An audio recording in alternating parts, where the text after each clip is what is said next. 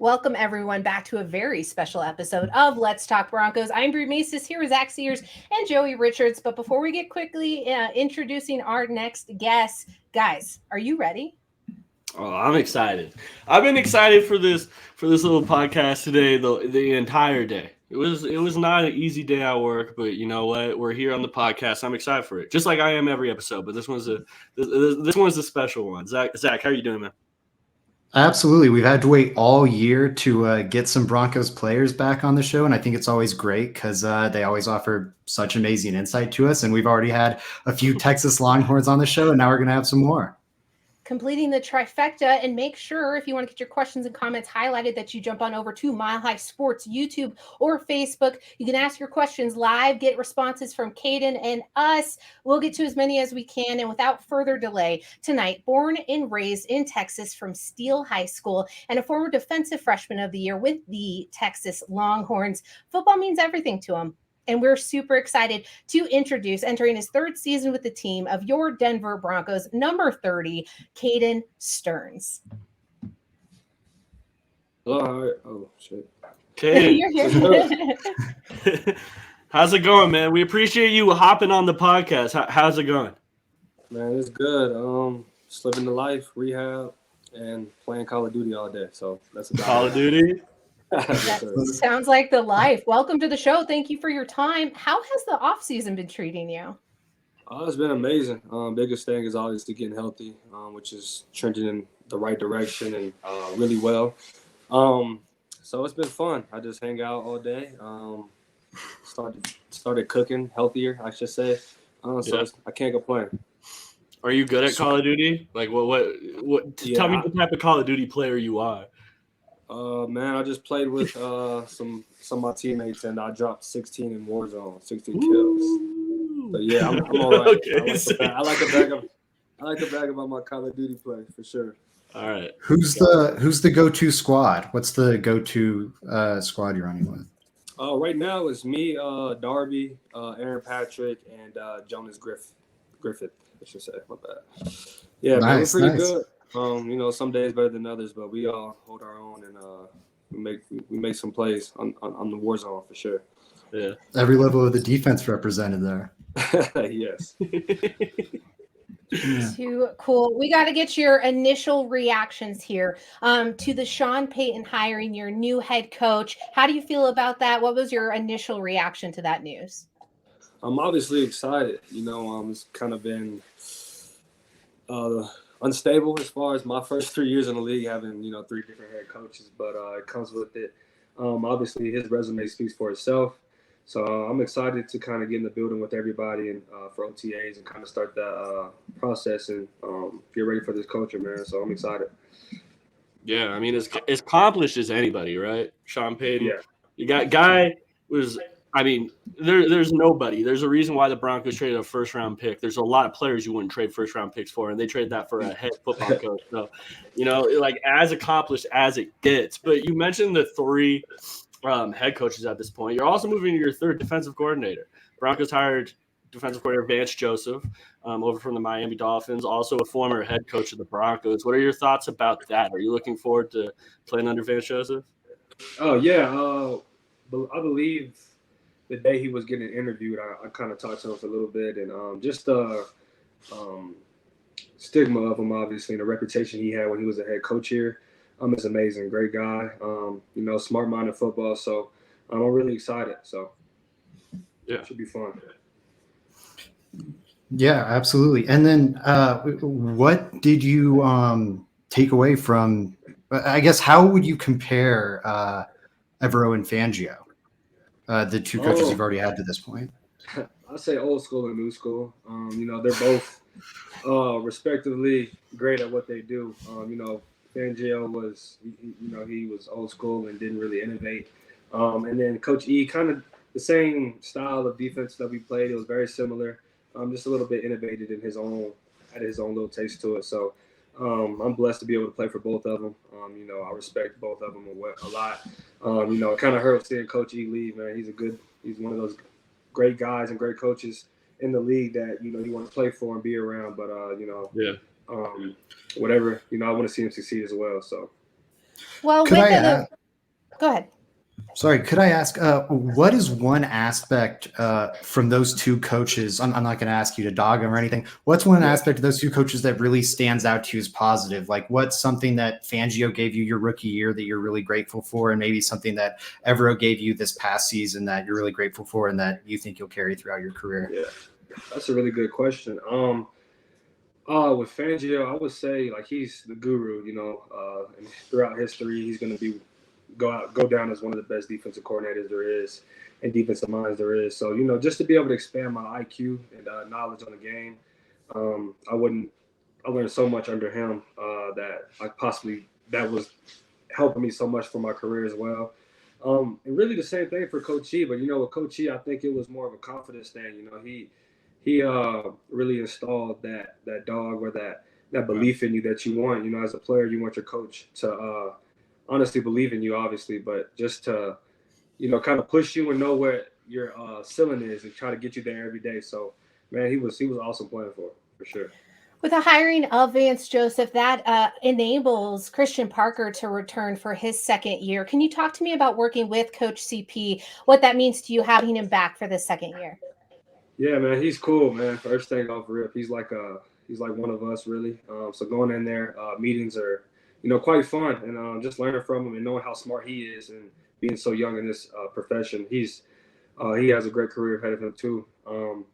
But just keeping that one stable piece that's been here my whole career is kind of nerve settling. It kind of helps you transition to the next defensive coordinator. But from technique to just knowing football as well, man, he's really good at what he does.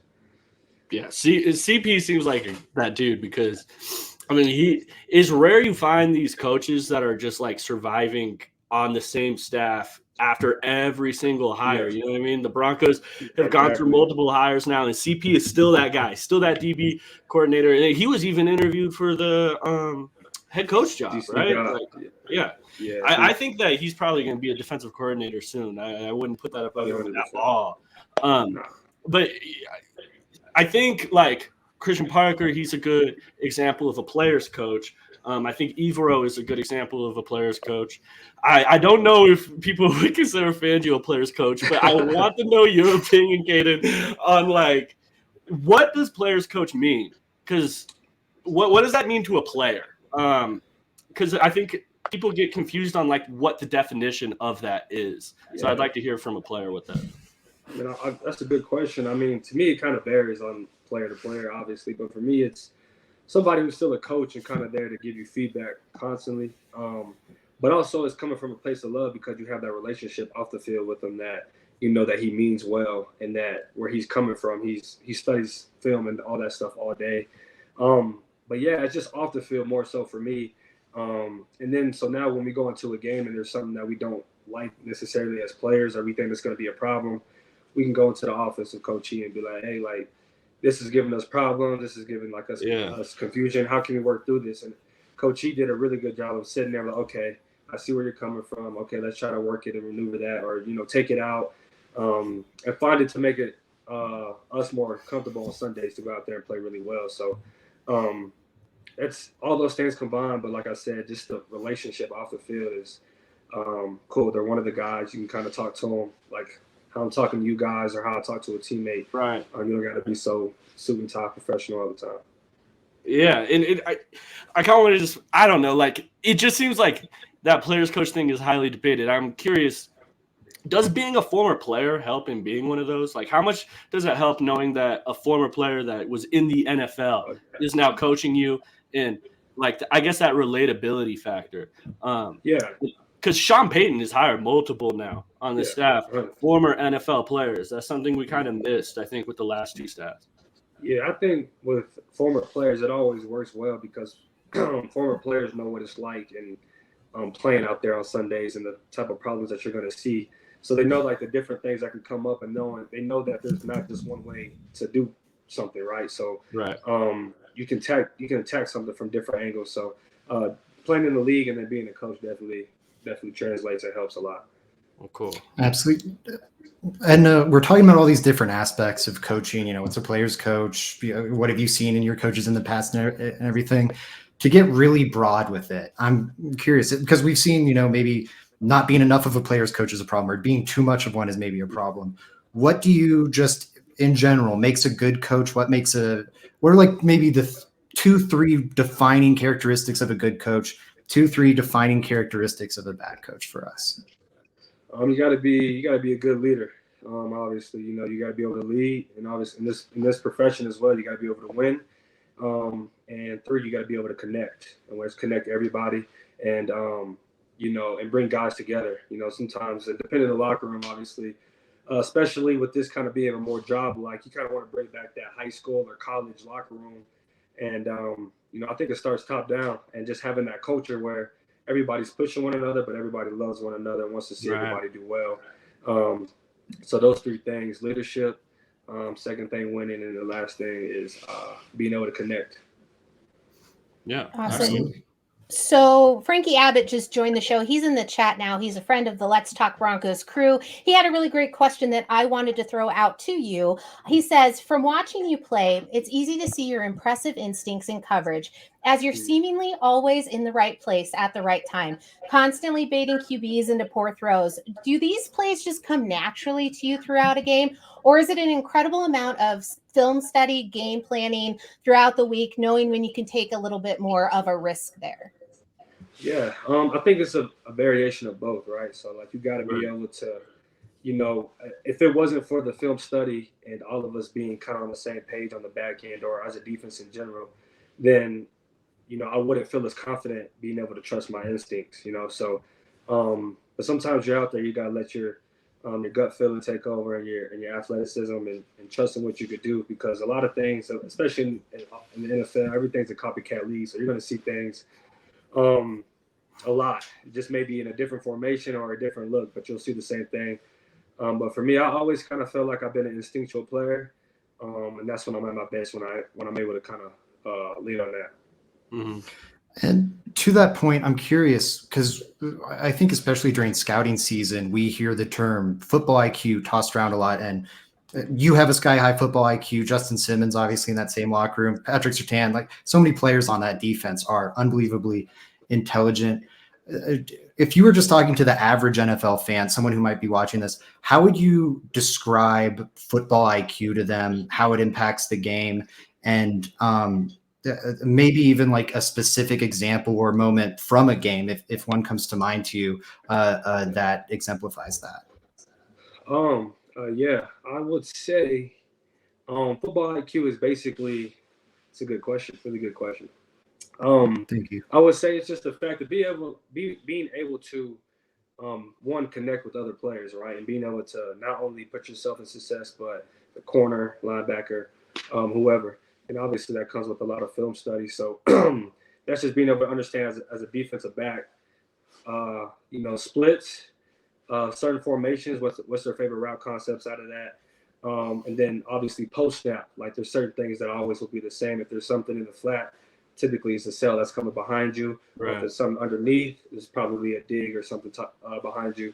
In simple terms, but a good example though would be probably the Cowboys play on the interception, and there you get to be able to see like the true nature of how like everything works and trusting one another.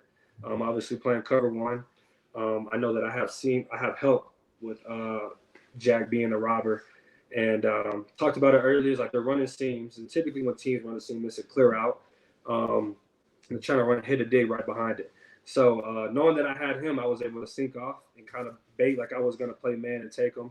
And then that's just kind of instincts. I knew exactly when he was getting ready to throw it, where he was throwing it in his landmark, So a lot of it comes from just kind of seeing it over and over again as far as IQ. But, I think not only do you have it, but there's times where, Justin or somebody may see something and he communicated across the board, and then it's a beautiful thing. It's really one of the best things to see is when you see textbook defense being played, right, or textbook offense being played. So it's amazing.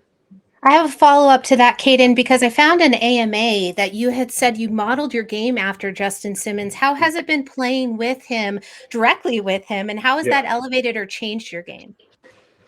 It's been awesome. Going to the draft, there were safeties that are studied like Minka, Duran, Jesse Bates, and then Justin. You can just tell like how instinctual and how smart he is just by the way he plays. He plays so calm, and he's able to do that because of his film study and his preparation, right? So, and then being able to play with him, you kind of learn so much beyond the scene by watching him, and then just by the conversations that I had with him, and then with him and Jack having trying to problem solve a play on how we can stop it or anything. So, the biggest thing he told me was, if I'm moving so fast physically, then the game's like going too fast mentally. And like I said, like if you watch him, he's so smooth and so subtle with his movements, and then boom, out of nowhere, that's when he's making a play. But for me too, like I said, it's like we're the exact same player almost. Versatile, I can make a lot of plays on the football. So just to see it in front and what that looks like and how successful it is, like every day, definitely helps me kind of better myself. So it's awesome. I couldn't be blessed to play with him and also KJ as well. So no, that duo is fantastic. I wanted to follow up on a question here in the chat from Coop. Did you feel any additional pressure to produce immediately coming in as a 5-star recruit, or was it something that you didn't really think about much? Oh no, there's definitely pressure. Just because obviously the pressure everybody else puts on you, but the pressure that I put on myself and what I wanted to do, just coming to make an immediate start. I said there's probably more pressure than after my freshman year, dealing with the things I deal with as far as injuries and stuff, trying to get back to that level of play. Kind of like losing confidence and stuff with that whole thing. But definitely some pressure when you go in is that highly recruited. And obviously you want to make sure that you live up to that reputation. So. Yeah. Man, but it wasn't even like, so you came in your rookie year and you produced right away. Usually when you're looking at a guy that's drafted where you were drafted, you're not looking at players producing right out the gate. And it wasn't just you, that whole rookie class, right? We're talking Baron Browning. We're talking Patrick Surtain. We're talking Quinn Miners. There's a bunch of good players that were drafted out of that class, and not just good players, but players that produced early. I'm curious, Caden, was that rookie class just that good, or was there something in place that helped you guys produce early on? I think it was a mixture of everything, really. Yeah. For me, the good thing about coming into Denver is that I was drafted with Pat and Jamar Johnson, who was here, and we trained together for the combine. So there's already some type of comfortability with being with those two people. So, and I think George, man, goes to see how well he drafts. Man, he drafts well. He kind of knows that the type of talent that's in the draft, and just speaking for me myself, that what he saw in me and what type of player I was far out more than where I was drafted. So, our class is amazing. This last class was good as well. So I have no doubt when this year's draft they're going to pick some more players that can produce. Mm-hmm. Hey, who needs a first-round pick when you got an eye for talent like that, man? Yeah, exactly, man. I don't know how he does, man, but he has it. So, yeah. I'm curious, kind of talking about that scouting angle. Do you have a different perspective on college? And obviously, you're not a scout, but I'm wondering, do you have a different perspective viewing some college prospects now, considering your own path to the league? You were this, all Big 12 your first year. Don't want to get too much into it, but I know you had some adversity with the coaching staff there at UT. You tweeted about it, of course, in the lead up to the draft. Do you now, viewing prospects coming out, are you more lenient about giving a guy benefit of the doubt, or how have your past experiences shaped your perspective now? It's humbling. I seen me, as far as draft stock, I seen me go from being a first-round pick to being a fifth-round pick in a span of literally a couple months. And for me, anybody who makes it to the league obviously has a talent, you know what I mean? And it also depends on, I feel like, where you go, the type of system you're in as well, to kind of make you, to bring the best out of you. But the only thing I don't really like about it is just the fact, I had quote unquote character issues coming out of college that were not real at all. So, Yeah. I feel like maybe scouts sometimes take into account too much of that. Obviously you got to listen to it, but there's some things that are said about players in college that are not necessarily true, and it hurts them. It hurts them all the time, and I don't really think that's quite just. But life isn't. We're here now, but as far as talent, like I said, there's dudes first round, seventh round that are Hall of Famers from all across the board. You respect everybody's game, but also it's a prove it league. You got to prove yourself, and that's kind of what I wanted to do when I first came in here. Man, and I'm like a big NFL draft fan. Like, to me, going and looking at the draft and trying to figure out who's going to be really, because it is like it's inconsistent. You see some first round guys not really work out as well as like some fifth round guys, some sixth round guys. It is kind of all over the place. I think also they do. I agree with you, Caden, in that character concern thing is thrown around so loosely. How do you look at that a little crazy sometimes in the media? Like, it feels like to me they don't even need a reason. They don't have to give a reason. It's just literally playing out character issues written on a piece of paper, and that's what everyone kind of rolls with. Yeah. What's your opinion on that? Like I said, I don't agree with it. I had some things that were being said about me that weren't necessarily true. Not to say in college I was like this perfect kid, and I was in a very toxic environment or culture that kind of brought the worst out of everybody.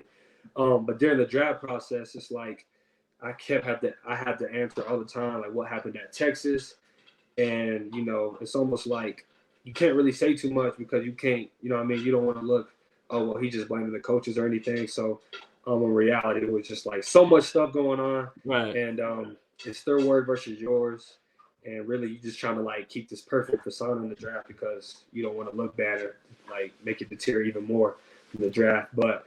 There's some guys that have character issues that, rightfully so, aren't the best human beings. But I think there needs to be a different way of how to dive into that and not make it so much of a big thing. I agree. So, yeah. I mean, at the end of the day, you're looking at such young kids, man, and you could be judging a college freshman. Like, I remember some of the stuff I would do as a college freshman. It wasn't always right. It wasn't always the good decision.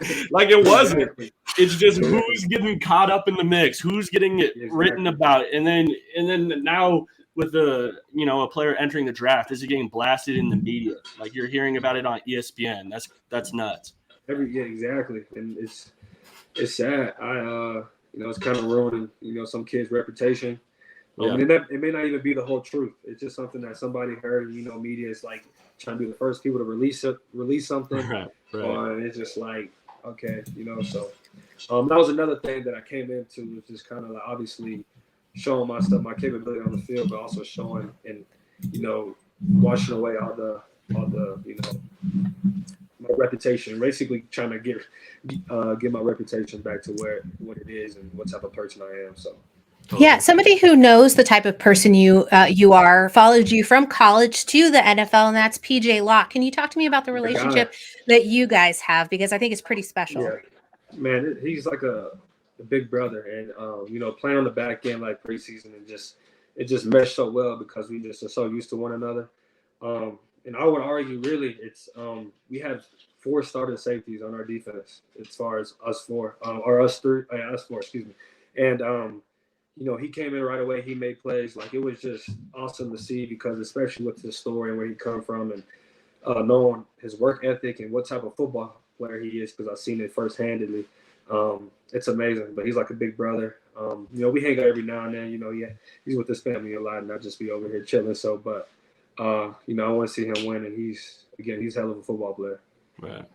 Love to hear it. I'm curious, PJ Locke, of course, and we've talked about Justin Simmons too, safety, Kareem Jackson too.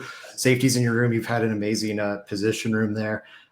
Is there a teammate outside of your position group, either on offense or defense, that has had a big impact on you as you've entered the NFL? And then I'm also curious what type of impact Draymond Jones has had on you in the locker room as, of course, his big contract discussion is taking place. I say right now, it's being in rehab with other guys, with Bonte, AP, Griff. Like, there's just all the dudes that are around the facility. We work out together, we do rehab together, and just like going into an atmosphere like that, when you think about rehab, it's not always like the best, but our staff does a really good job, and then just the people around it, we make it fun in there, joking and laughing. So I say all those guys, just followers, just like fellowship, have an impact on me. Jonathan Cooper, we hang out a lot when during the season. I believe he's back in Columbus right now, but yeah, and then Draymond Jones, yeah, he's here in the facility. Always joking, he's one of those guys that in the locker room he's one of the funniest dudes to be around. And to see him where he's at right now, obviously selfishly I want him back on the Broncos, but I also want to see him get paid as he deserves. So man, he's a hell of a football player, but also a hell of a person. Yeah, shout out to both of them. Pay Draymond Jones without question. That's I have to say that I've been vocal about that. You gotta pay Draymond Jones. We need him back on the Broncos. I'm gonna also shout out PJ Locke. He came on this podcast and he was super, super cool and humble dude as well. Speaking of PJ Locke, I'm curious because we're just talking about safeties here, Is the term, people play Madden, they look at the positions on the depth chart, you see free safety, strong safety. Are those terms outdated? It's outdated, right? Can you give us a little reason of why it's outdated? Maybe shed some light on the fans there? So if you watch film, or if anybody who watches film understands that, at least here, I can't really – I'm sure other teams, they have a true, strong, and free. But just getting to the point, especially in this conference, like our division, that you have to do everything going against the Chiefs. Yeah, as a safety, you got to cover, you got to come in the box and make tackles, play high, single high, play over the top, all types of things, blitz. So we had like left and right safety. So if you watch film, when my rookie year when I was in for K-Jack, I was on the right side, Justin's always on the left. And then with them two, Justin's always on the left, K-Jack's always on the right. So there's no true free or strong. If you watch film, like both of them, depending on the formation or where the strength is, yeah, you could be in the box or not. But yeah, there's no true term for it. In my books, especially on our defense, or with our safeties, because we can all do everything. So it doesn't really matter. Versatility. Yeah, for sure. K-Jack's name comes up a lot, and that's because he's a presence on and off the field, being a team captain this past season and a storied veteran on the defense. Can you really speak to his influence in the locker room and on you as a player? Yeah, he's a tone setter. He's also one of the funniest guys in the locker room. He kind of makes everything, fun almost. Like practice is fun. He's always joking around, talking trash to the offense. And then when it's game time, it's time to go. And he's, 180, I think, 190, and he's hitting dudes like it's crazy. No other. And I said from that aspect of just being more physical, picking and choosing. Don't get me wrong, I'm not finna go out there and hit like K-Jack because that's he's crazy. The injury. Yeah, he's crazy.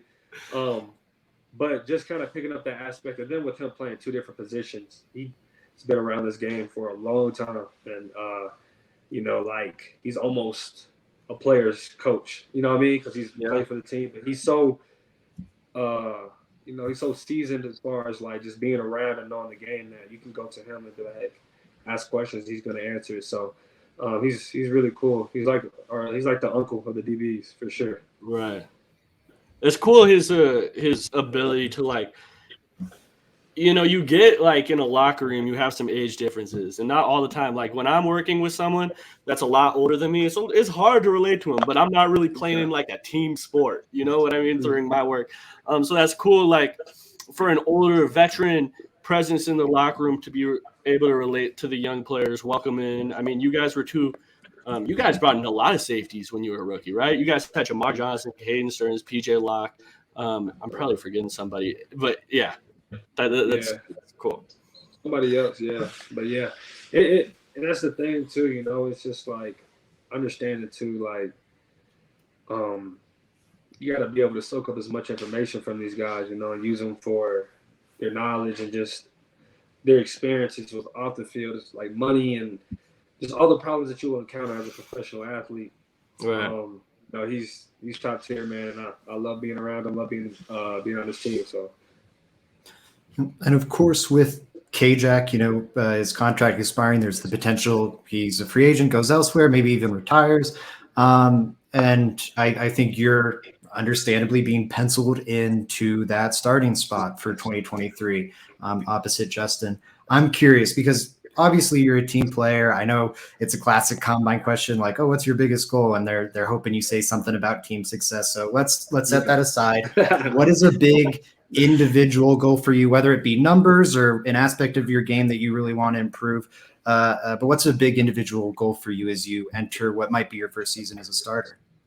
Really, just be more respected, I guess. Be one of those players that are respected across the league, and continuing to do what I've been doing. I feel like you could look at my numbers and say that I've been producing at a very successful rate, and even to some that have been starting a whole year or 2 years. And I did that with 500 snaps or something like that. So really just keep doing what I keep doing and to get a full season under my belt, and then just getting healthy. My hip is a thing. People think it's like I did something like really crazy to it, but the surgery that I got, or me sitting out, was to stop it from being as serious as it could have gotten way down the line. So it's just to get healthy, and once that happens, man, there's a lot that I could do. So I'm excited. Absolutely. And how's the hip feeling for you, if you don't mind us asking? It's great. Honestly, it's really great. It's something that I had my rookie year. I needed to address it, but I couldn't at that time. So after the season, I knew I kind of had to get it fixed, but unfortunately couldn't make it to the end of the season. Decided it was best for me to shut it down now for longevity reasons. It's going really well. I'm really excited about this upcoming year to be able to play healthy. Yeah. We are absolutely excited for that too. Joey, go ahead. Yeah, I mean, hey, are you with the now a better hip, because you said you had that since your rookie year? Am I about to see it even faster, more athletic Caden Sterns out there? Because this is a guy. I mean, there's no doubt about like your combine numbers and stuff like that. And you were 5-star high school recruit for a reason. So if I'm about to see like a faster, more athletic version of Caden Sterns, that's pretty scary. Nah, man, it's gonna get scary, man. I'm telling you, like the level I can take this to. Yeah. And with obviously with the people that I'm around as a defensive team, it can get very scary, and I can't wait. I can't wait to be. I got that chip on my shoulder still, obviously from where I won and stuff like that. But man, it's fun. I'm excited. Hey, looking forward to it. Oh, I got goosebumps. Yeah, you've lightened up this Let's Talk Broncos crowd. I know everyone watching is super excited to hear that news. You said something really interesting there about how locker rooms change. In the NFL, it's common for teammates to come and go. When a key player on the defense specifically, how does it affect the morale of the locker room, even when players go to the IR? I know that really affects things. Yeah, it's a lot, because in the league, man, you need everybody. Like, you need everybody to stay healthy, to be able to produce as we did, and kind of like, again, it shows volumes to our defense, to like in the depth of our defense, because to have that many injuries and still produce at a high level speaks volumes about us and Coach E, obviously. So, but like when you have players come and go, it's probably one of the hardest things to do, because you start developing relationships with these people. And no, you don't stop texting them all the time, but you just get used to them being here all the time. And, like from my rookie year, we done had guys off rip, like who were drafted with me, end up getting traded. And it's just like something you don't want to see. And it's almost like that unspoken part about the NFL, especially when you come into training camp, being a late round or undrafted pick, or necessarily maybe coming off injury. It's just like, the dude that's with you one day, he may be gone, and it's one of the more sadder parts about the NFL for sure. So seeing stuff like that also makes you want to go harder so it doesn't happen to you, but just feel as well for the people that it happens to. I want to ask Caden, or go ahead, Zach. Go ahead. Ask your question, man. You sure? All right. I'm curious, considering all the injuries you guys went through, and obviously you had very high expectations for this season, and then it didn't quite go the way you wanted it to. I feel like I wouldn't be doing my job if I didn't ask, what is the state of or what condition is the Denver Broncos locker room in, because of course I think, you know, the Chargers game stands out. The Panthers game, of course, there were some moments where it looked like things were flaring up a little. You know, I'd say it's pretty good. You know, all the outside noise and stuff like that in the locker room. I think we remain pretty calm. Obviously, we're frustrated more than, you know, most fans can really understand, because we play this game to win. And especially when you have the talent we did and the expectations, you know, we expected more out of ourselves than anybody in the social media realm could have of ourselves. So, you know, we're hungry, obviously, and we're kind of fed up of being in the losing and not making the playoffs, you know, not being the Chiefs. Like, we're fed up of it. And, you know, it's time to go. You know what I mean? I can't really say right now the current as far as with the whole vibe, because, you know, most people are at home training or on vacation somewhere. So, but just in my opinion, I think we're kind of just pretty frustrated with the losing part. We want to obviously get it back in the right direction. Yeah, and I think that's a really good answer. I mean, Broncos fans echo what you're talking about, man. That Chiefs game is a big one for us, and it's a big one for the Broncos. For how big it is for us, it's even a bigger one for the players on the team, I'm sure. Like, y'all are the ones out there actually playing the games. I want to take it back to college real quick, though. Like I said, I'm a big draft fan. You went to the University of Texas. I'm sure you still watch the Longhorns. Correct me if I'm wrong, but I believe you do. Talk to me a little about that dual-headed monster there at running back, what you see in Bijan Robinson, what you see in Roschon Johnson. Like, would you be happy if the Broncos brought one of those guys in? Obviously, Bijan's probably a little out of the conversation. Yeah, but 100%. You know, they obviously complement each other very well. Bijan, since he came in, you could tell he's a beast. He was a beast from the get-go. You know, great guy off the field. You know, not too high, not too low. Always looking to get better, and it's amazing to see. It's about time we have somebody go in the first round. Hopefully, you know, they don't really value running backs no more, which is dumb to me, but understandable. But, you know, he's amazing. Then Roschon, you know, he came in at quarterback and then switching to running back. I didn't know that, really. Yeah, but his work ethic, though, like, you can't even speak on it. I was on FaceTime with my ex-teammate from Texas, Josh, and he's training in Austin right now, where Roschon's doing his combine training. And they're doing all this workout. I believe the combine's like in a couple of days. This is like 2 days ago. And he's over there just like working out somewhere on the field. I was like, bro, you need to tell him, like, the combine's coming up. He needs to relax. But there's just no off with him. And he's also another good guy, hard runner. And he's going to have both of them are going to have long, successful careers in the league. There you go. Very cool. Colton Cooper in the chat has another question that I also have. You have 3 brothers who've also played football at the collegiate level. Can you tell me a little bit about the experience of watching your brothers play, learning and mentoring them, and then growing up in a football family? Coop wants to know if it helped your development as a player. Yeah, man. This is, you know, there's a lot of, you know, competing, but friendly competition, obviously brothers fighting and whatnot. But initially watching my older brother, Jordan, who played at Oklahoma State, watching him play and going to college showed me that, you know, I could do it too. And, you know, that was probably my first role model that I've had as far as football-wise growing up. And then with Jared and Josh, you know, Jared, seeing what he did in college last year was amazing. And seeing him get underlooked right now is kind of mind-blowing to me. But as far as just helping me as a player, yeah, because it's just the competition nature of it. And, you know, Jared and Josh both playing receiver, and then my brother and I playing safety. You kind of get the knowledge of both sides of the football. And, you know, more than anything, I'm just proud of them and how far they've been. So, yeah, you know, there was a lot of fights going on. I'll tell you that much, too. A lot of beef. I love that. And so looking here at our own state, we've got Deion Sanders coming in, overhauling the University of Colorado program, bringing in amazing amounts of talent.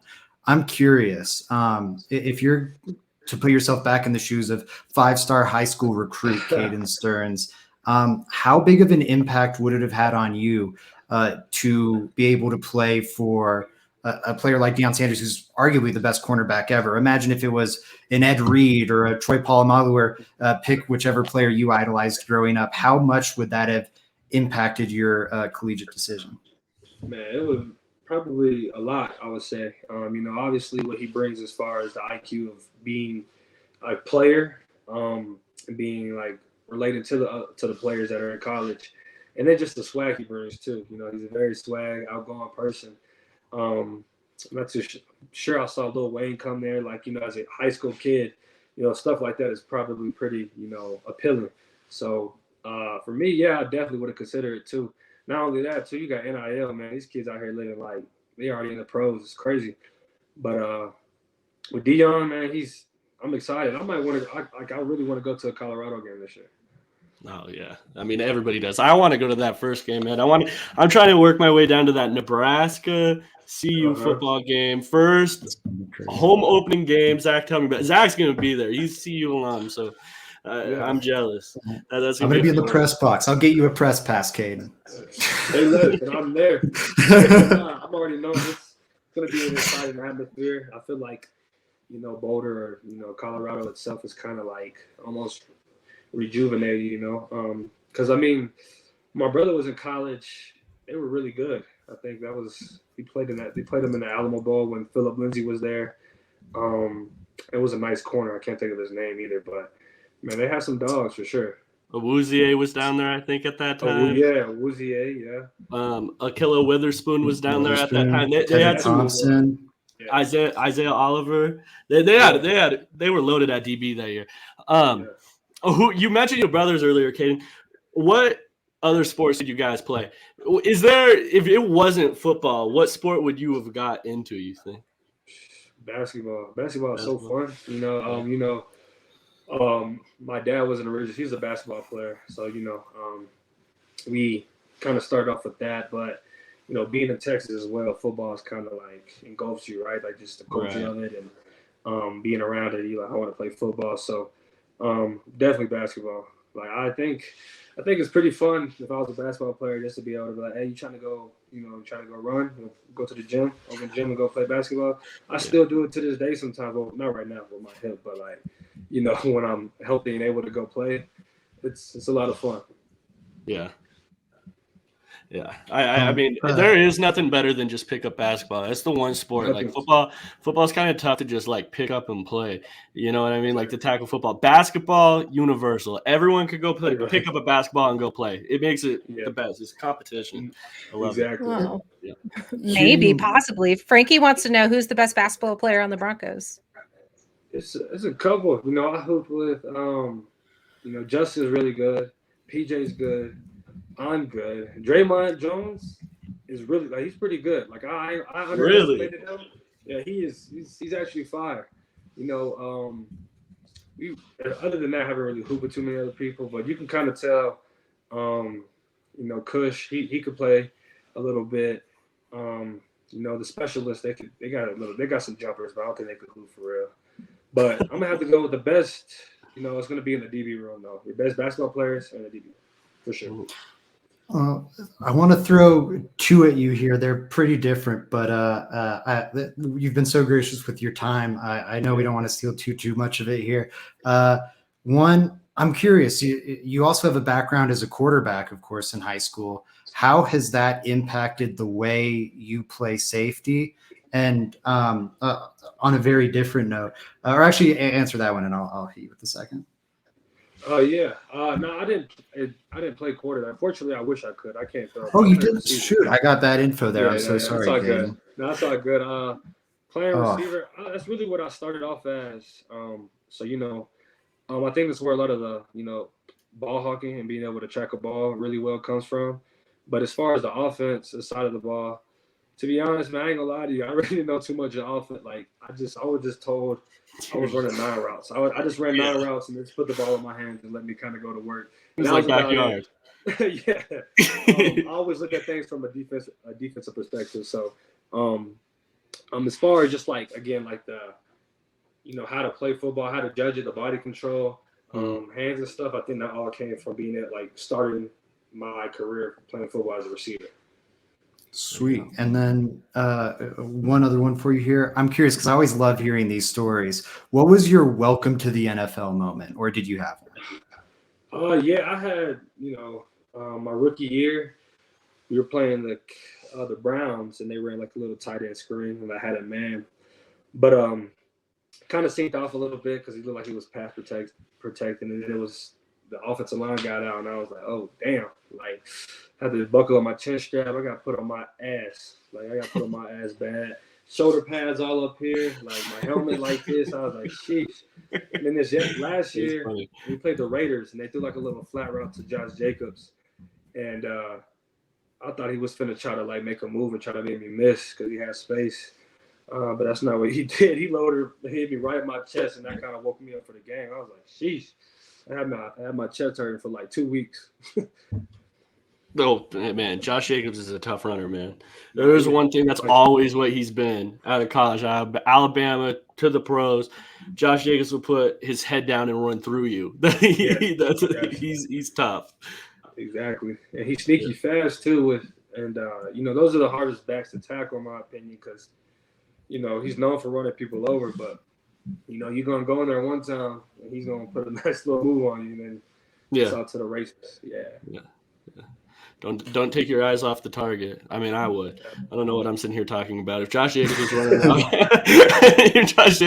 after people making business decisions, I'm making a business decision. Yeah, there was one. We played him. Yeah, it was this year. Man, it was a run, and it looked like it was stopped. He made like a crazy, amazing move, like some spin move, and this like the hole was in the post, and the hole just went like this, and I was like, damn. Now, that's what I was thinking. I think he was going to run me over, but he tried to run me to the sideline, but that didn't work. So. Yeah. Oh my goodness, that's too funny. I do have one question in the chat that I wanted to get to. I think my computer's freaking out on me. I'm so sorry. But Mr. Boggins wants to know, what's your preferences on the potential uniform changes? Because you will be wearing them. Ooh. Yeah, I'm excited. I can't wait to change them. I wish we could change them this year. I wish we could. To me personally, I don't really like our home jerseys. Not that they're bad or anything. I just think with the colors that we have and that we used to have, even bringing back the other blue that was here when Atwater was done. I think that blue would be pretty hard. So I'm really excited. Hopefully we get some like pretty good uniforms because I think the ones that we have now are not the best. Besides the color rush and the blue ones, I think other than that, I'm not with them. Old logo, right? You agree? You like that old logo? The Denver logo. Oh yeah, that was fine. That's the best one. Wow, I wasn't expecting it. The orange was a no-go for Caden. All right, I told you. This is an argument. They're talking about we need the orange in the crowd. Listen, I'm trying to. I don't care about it. I don't know necessarily if it's an orange. It's just like the orange on white with like blue socks or like blue socks. Like it just doesn't make sense to me. And then I feel like we could have like a blue on orange or just like get creative with it. It is the league though. You can't have too many jerseys, I guess, but orange on white could be something a lot better. Right.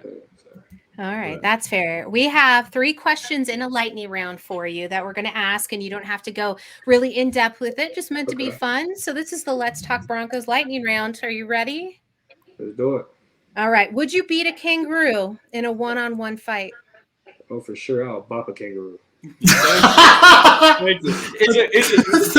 saying no. It's a confidence issue. That's what it is. Thank you, Caden. Thank you. This has been a long. Y'all seen that video of that dude? Like the kangaroo was fighting the dude's dog, and he just came up and hit him. Like, he gave it one, and it was done. Done.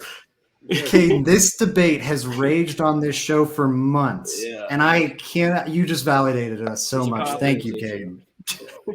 It's Caden Sterns. You're not Caden. Hey, it's a confidence issue. Speak for yourself, Bree.